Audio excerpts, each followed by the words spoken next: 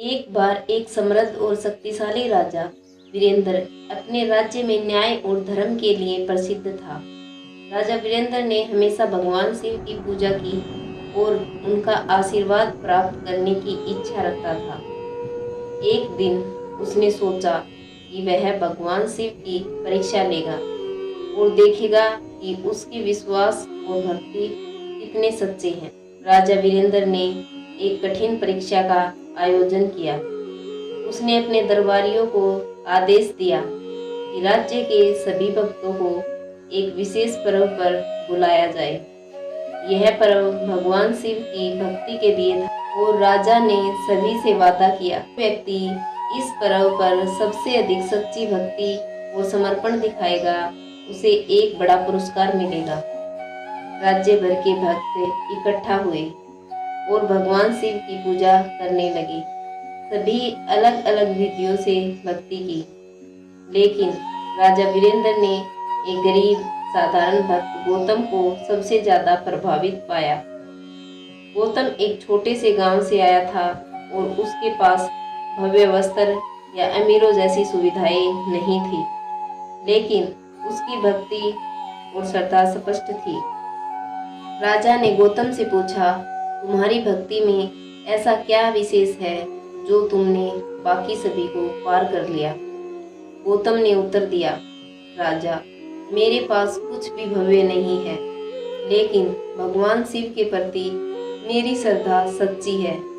मैं हमेशा उनके आशीर्वाद के लिए प्रार्थना करता हूँ और उनके मार्गदर्शन को मानता हूँ।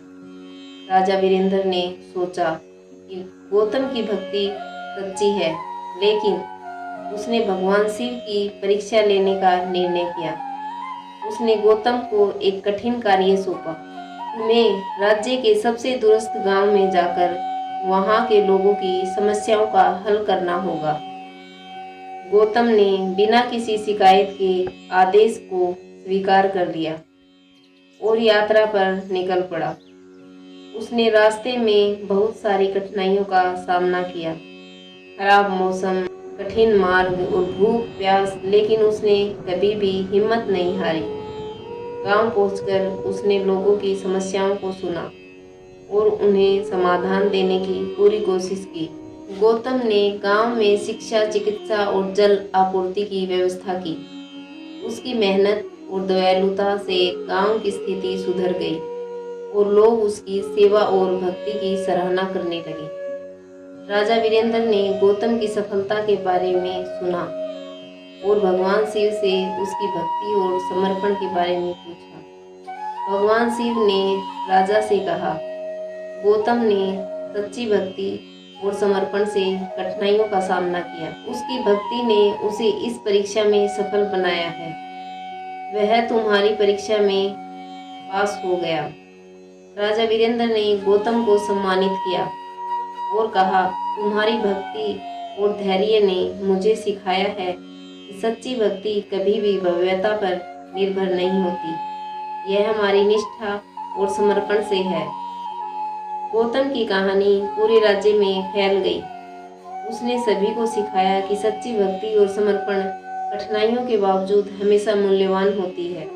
यह कहानी हमें बताती है कि सच्ची भक्ति और समर्पण केवल बाहरी दिखावे से नहीं, बल्कि हमारे आंतरिक विश्वास और दृढ़ता से होती है। जीवन की कठिनाइयों का सामना करते समय भी हमें अपनी सच्ची भक्ति और निष्ठा को बनाए रखना चाहिए।